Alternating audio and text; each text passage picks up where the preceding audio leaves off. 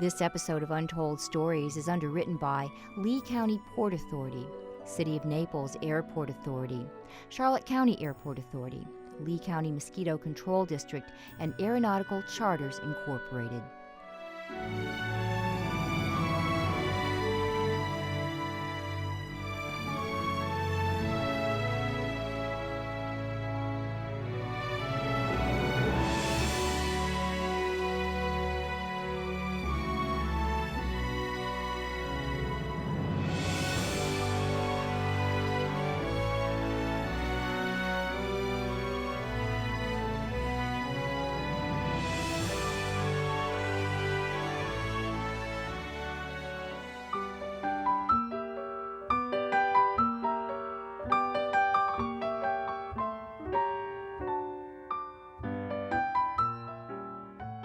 While the words Kitty Hawk have become part of the American vernacular, Florida played a major role in the advent of private and commercial aviation. Southwest Florida in particular has a rich and colorful aviation history. At the turn of the century, respected aviation engineer Octave Chanute received a letter from Orville Wright asking where he thought the Wright brothers should conduct their powered flight experiments. Chanute recommended coastal locations for their sand, water, and steady winds, and included Pine Island, Florida, as a possible site. Kitty Hawk, North Carolina was eventually chosen, and the first powered flight took place there in 1903. However, the Gulf Coast of Florida was the setting for the first scheduled commercial flight in the U.S. in 1914. Pilot Tony Janis flew one passenger aboard his tiny Benoy flying boat for the 21-mile trip from St. Petersburg to Tampa at an altitude of 15 feet. After becoming famous for this historic flight, Janis created excitement landing his seaplane at the Punta Gorda Hotel on Charlotte Harbor to drop off an adventuresome hotel guest. Another early pilot made headlines by flying his seaplane from Fort Myers to Cape Sable in only 2 hours and 55 minutes. Suddenly, seaplanes offered an exciting, if not speedy, alternative to travel by train or car. Seaplanes were the original mode of transportation in southwest Florida, and in Florida in particular, because there weren't any runways back in those days. It wasn't long, however, before small planes were landing on simple grass strips across the area. Crescent Beach, what is now Fort Myers Beach, attracted early airplanes in 1918. Usepa, Sanibel, and Captiva Islands, Boca Grande, Pine Island, and Punta Gorda would all put in their own strips in the coming years, creating a perfect marriage: aviation and Southwest Florida tourism.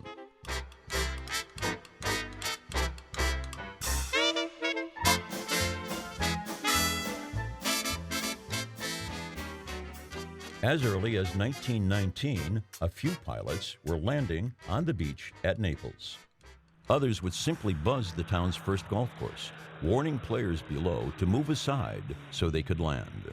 The longest fairway could handle a small plane. By the time Tony Janis was making that first commercial flight, Henry Ford had changed the world with mass production of the automobile.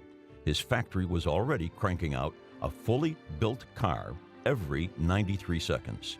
2 years later, in 1916, Ford bought his winter estate in Fort Myers, next door to his close friend, inventor Thomas Edison. Neither man had any personal desire to fly in an airplane. As family-owned cars settled securely into their historic place in America's driveways and garages, Ford could see the future was in the sky and formed an aircraft division. Ford's trimotor was safe, sturdy, and reliable for commercial flights, despite its bone-shaking ride and deafening noise. Florida residents felt right at home in early seats of wicker. The trimotor earned the nickname the Tin Goose for its all-metal frame. When airmail service was established, Ford's aircraft company was the first private contractor hired to deliver it on a major route. The city of Fort Myers created Lee County's first official airstrip in the late 20s on a 30-acre parcel originally bought with a golf course in mind. Florida Airways began delivering airmail and providing a popular air taxi service from a primitive runway where Page Field sits today. But the honeymoon was over in less than a year due to the strip's muddy ruts and uneven palmetto routes. Regular air service stopped and airmail became spotty. Pilots lobbied unsuccessfully for upgrades, but the money simply wasn't there. Southwest Floridians joined the world in celebrating Charles Lindbergh's 1927 transatlantic flight to Paris. Little did they know that he and his wife would become regular visitors to local beaches. Lindbergh, who gave Henry Ford his first airplane ride, was a national hero. Another reason America had become crazy about airplanes.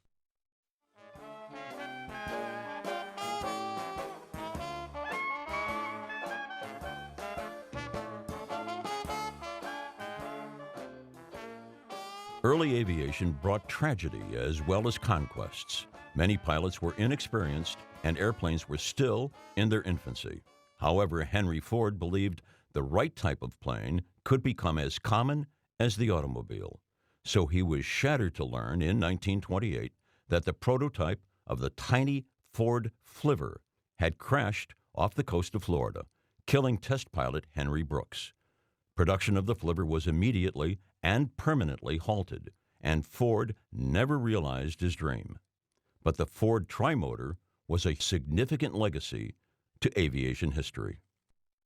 By the 1930s, pilots were still rare, but aviation was already beginning to evolve. Once man conquered flight, transportation was the next goal of aviation. On occasion, however, it was sheer entertainment that paid the bills. Early performing pilots, called Barnstormers, attracted huge crowds to local airfields. Among them was Bill Seward, who had his own grass strip in Arcadia and whose pilot's license, number 219, was signed by Orville Wright. Seward drew countless families to his field on Sunday afternoon to watch or partake in the 50-cent airplane rides he advertised. At the end of each afternoon, a final flight was made at low altitude, over the crowd, during which Seward would toss out a live, clipped wing chicken. He would advertise that Roscoe the chicken would descend without a parachute from 500 feet, and any of the children who caught Roscoe were entitled to a free airplane ride. So he did quite well with that stroke of promotional genius. The arrival of national airlines in 1937 brought passengers and new prospects to Southwest Florida. The runways at Fort Myers Airport were now asphalt over shell, but didn't hold up to rainy weather. National pulled out of Fort Myers, saying they'd return when concrete runways were put in. In order to obtain WPA funds for airport upgrades during the Depression, Lee County took over the field, and construction had begun when the U.S. entered World War II. Year-round fair weather made Southwest Florida a perfect setting for construction of multiple U.S. Army Air Corps training fields, which exposed tens of thousands of young men to Gulf Coast life. They trained at Arcadia, Punta Gorda, Fort Myers, Naples, Buckingham, and Immokalee airports, all of which would transfer to local governments after the war. Fort Myers Airport was renamed Page Field to honor local war hero Channing Page, victim of a seaplane accident. During World War II, private aviators in Lee County flew out of a primitive strip created just south of the farmers market on Edison Street, called Fort Myers Municipal. President Harry Truman visited Southwest Florida after the war ended to dedicate Everglades National Park in a ceremony at Everglades Air Park. That airport became a recreational gateway. Civil Air Patrol, a civilian auxiliary to the U.S. Air Force, was established in 1941, just 6 days before Pearl Harbor, to foster and encourage civil aviation in local communities. Through the years, its purpose was expanded to include aerospace education and emergency services. With squadrons across Southwest Florida, Civil Air Patrol's Marco Island Division became the busiest in the state, if not the country, its pilots and spotters flying regular search and rescue missions for distressed boaters in the 10,000 islands. A private flying club called the Sundowners also formed in Fort Myers. For over 40 years, its pilots and spotters have flown a 120-mile search and rescue route before dark to alert the Coast Guard to any boaters in trouble. Civil Air Patrol launched a popular cadet program to introduce teens to aviation. Youth have also been encouraged to fly by the Experimental Aircraft Association, which was formed to foster aviation at the grassroots level. Through the years, local chapters of this national organization have offered free flights to teens during monthly fly-ins held at area airports.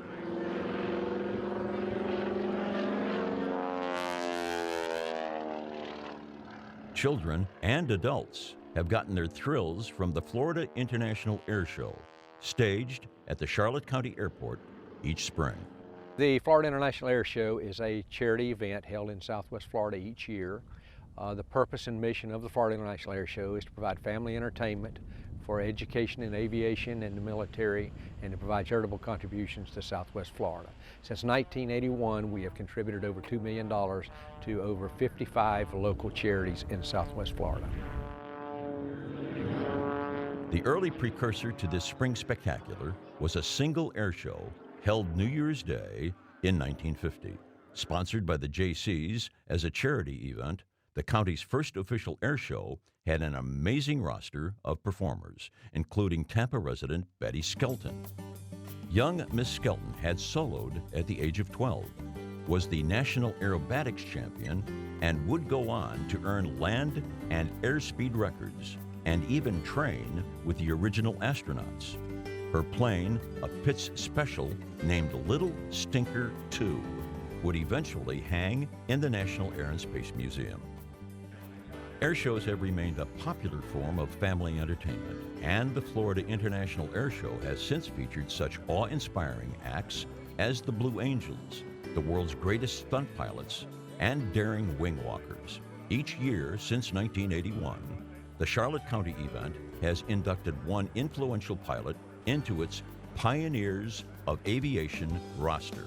The list of attending recipients has included Betty Skelton, a Tuskegee Airman, the Igor Sikorsky family, an astronaut, and many other aviation luminaries.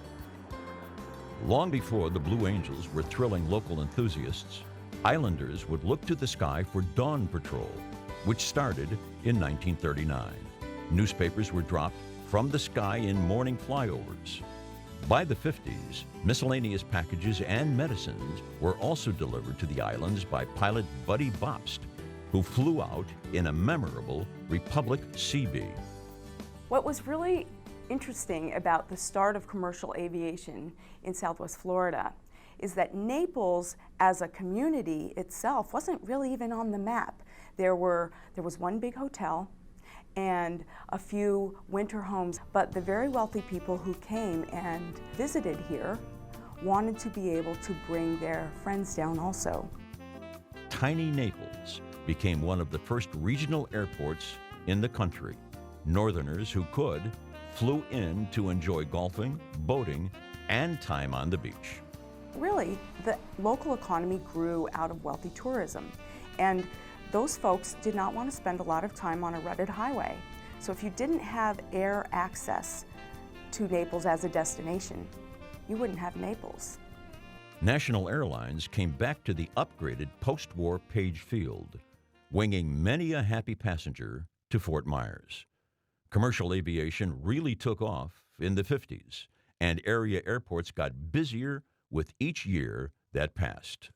Visitors departing from Page Field got one last chance to enjoy the Florida heat before boarding their planes to fly north. They took us out onto the field, and there was the plane in front of us, and we were put under, to protect us, a little corrugated tin shed. And it kept the sun off, but it was still hot, hot, hot. In the 60s, a few tourists were still using local grass strips.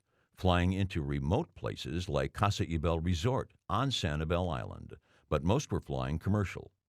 In major ad campaigns, sunny Southwest Florida had become a destination. Just fly me. Fly Lynn to Florida. Fly National. Come on and fly me in the big blue sky. Come on and fly me. Together we'll fly high. Our national fly me. The 1960s saw the first jet at Page Field. The advent of air conditioning, plus newly formed mosquito control districts, cranked up the comfort factor several more notches, and now the Gulf Coast was in countdown to blastoff. The winds of change brought ideas, money, developers, and buyers. The local landscape would never look the same. Naples had started to grow, while the empty land, which would become Cape Coral and Golden Gate, was featured in national and international ad campaigns by visionary Gulf American Land Corporation.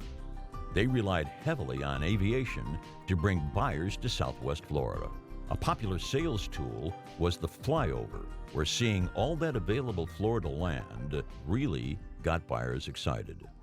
Model homes were also ready and waiting to entice potential residents. And the fun begins the minute you pick up your complimentary round-trip boarding passes. Attention please. Gulf American Special Direct Flight to Florida's Gulf Coast is now ready for departure from Gate 2. All aboard? Yes, all aboard for a fabulous vacation in Cape Coral. Your special reserved seat will be ready and waiting for you. The Deltona Corporation, which developed Marco Island, advertised in the Washington Post and elsewhere to attract investors and dreamers to Southwest Florida. Deltona built the first airport on Marco, flying in customers on company-owned Marco Island Airways. I bought my lot sight unseen, and as a result of purchasing the lot, buyers were given a free trip to Marco Island. And so we flew from Washington, D.C. to Miami, and then from Miami onto Marco Island in a private airline. For many, it was the first time in a small fixed-wing plane. Visitors landed just across from the Marco Beach Hotel. It was kind of strange because the airplane we got on, the private airplane, I think it held only about 9 to 12 people, and you had to kind of crouch over to get to your seat. You couldn't stand up straight. When enough investors had populated this new community, the Marco Island Executive Airport was built just off the island, where it remains today. As the gateway to the Florida Keys, Marco's airport sees regular seaplane traffic, as well as countless private pilots and flight students. But in the early days of Marco's development, the excitement of flying was palpable, as each buyer caught a first glimpse of the paradise they'd seen advertised from the window of a Marco Island Airways plane. Deltona enhanced their sales effort by flying celebrities to Marco Island. Richard Nixon, Jack Parr, Jack Nicklaus, and Ken Venturi all visited Marco during Deltona's push. Page Field's original terminal, built in 1955, was doubled in 1960 and doubled again 5 years later. Gulf American Land Corporation paid to extend the runway by 1,500 feet as hundreds of land buyers were flying in. Cape Coral's growth was intrinsically tied to aviation. Ed Wilson's Fort Myers Airways was founded in 1955, and general aviation aircraft sales saw a peak in the 70s. For decades, Wilson's company also provided flight instruction, aircraft maintenance, and fuel. Soon, beautiful Southwest Florida was no longer a secret, and by 1975, a site had been chosen for a large regional airport. In 1984, Fort Myers native Beverly Bass, the first female pilot ever hired by a major U.S. airline, landed American Airlines' inaugural flight into the newly opened regional Southwest Airport. Once commercial traffic was coming into RSW, the Page Field terminal sat empty for 10 years, and the entire airport began a financial decline, which added up to six-figure annual losses. To reverse the situation, the airport authority took over both the base operations at the field. The increase of private jet traffic, plus the leasing of unused land and buildings, helped turn Page Field into a profitable asset for the area. All sorts of famous and influential Americans were wintering along the southwest Gulf Coast by the 1980s. In a reprise of aviation's early days, Boca Grande Seaplane launched its company and began flying visitors beach to beach by air taxi. I've had many celebrities flying with me in the seaplane. Harrison Ford, James Michener, Katharine Hepburn, Adrian Brody, many industrial types of industrial fame, really. Jim McDonald, McDonnell Douglas fame, who's who of American CEOs, really, who come to enjoy the beaches and the sunshine in Southwest Florida. The 1990s saw a rash of drug trafficking through smaller airstrips where local sheriff's deputies nabbed drugs, traffickers, and airplanes. But most pilots saw other opportunities in Southwest Florida. Blue skies, sunny days, and beautiful views. Fly-in communities had become popular with pilots and their families. Air park communities in Port Charlotte, North Fort Myers, Buckingham, Alva, and Naples allowed residents to keep their planes right at home. These neighborhoods gave new meaning to the phrase, "Drop in and see us sometime." The isolated island of North Captiva joins the ranks of fly-in communities as it can only be reached by air or water. The grass strip on this barrier island remains a vital link to the outside world.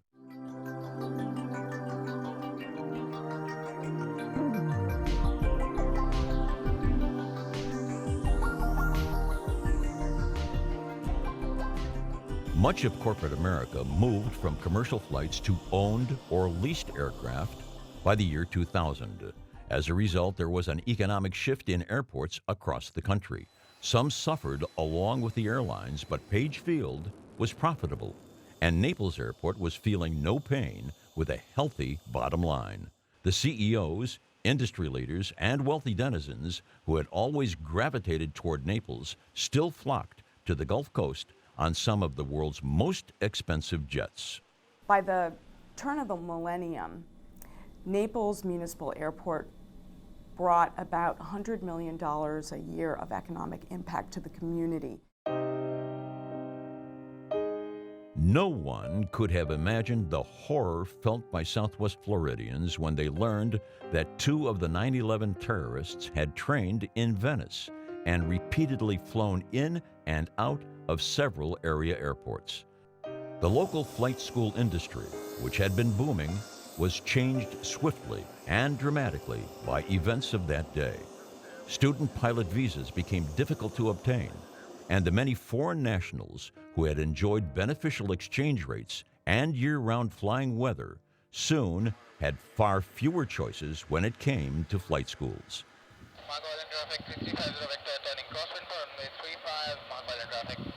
Student pilots of Middle Eastern descent, once plentiful along the Gulf Coast, all but disappeared from the ranks of those in training. When Hurricane Charley made a direct hit in 2004, most of Charlotte County Airport was destroyed, including murals depicting the airfield's history. The airport has since been rebuilt and improved, while the artwork is preserved in photos and the memory of the many pilots who had enjoyed it. Southwest Florida International also upgraded by building a new state-of-the-art terminal in 2005. 7.5 million passengers came through its gates that year. By 2007, Collier County's Economic Development Council had identified aviation technology as a target industry. Florida Tradeport, adjacent to the Immokalee Airport, had been established to attract the import-export trade. As both a U.S. Customs port of entry and a foreign trade zone, Florida Tradeport was poised for the future. 2 local aviation interests have maintained a poetic counterpoint. One is about life, the other is about death. Air ambulance services, including county medevac helicopters and private companies such as AirTrek in Naples, transport critical care patients, caregivers, organs, and donors to hospitals far and wide. Meanwhile, thanks to the work of local mosquito control districts, billions of little lives have been prevented, a process which has in great part helped generate the steady flow of wealthy industrialists, famous actors, frozen northerners, romantic newlyweds, happy children, and countless others to Southwest Florida. If, on the day he made that first commercial flight, someone had told Tony Janis that 81 years later, 10 billion people would have flown commercially in the United States, the news certainly would have added a little lift to his day. The miracle of flight changed the world, and aviation created the Southwest Florida that we know today.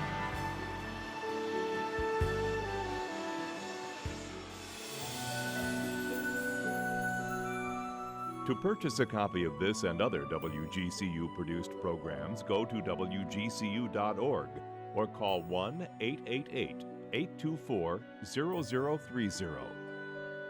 This program was produced for the citizens of Southwest Florida by WGCU Public Media. Show your appreciation for programs like these. Become a member of WGCU, a business supporter, or leave a legacy through estate or planned gift. Call or visit our website at WGCU.org.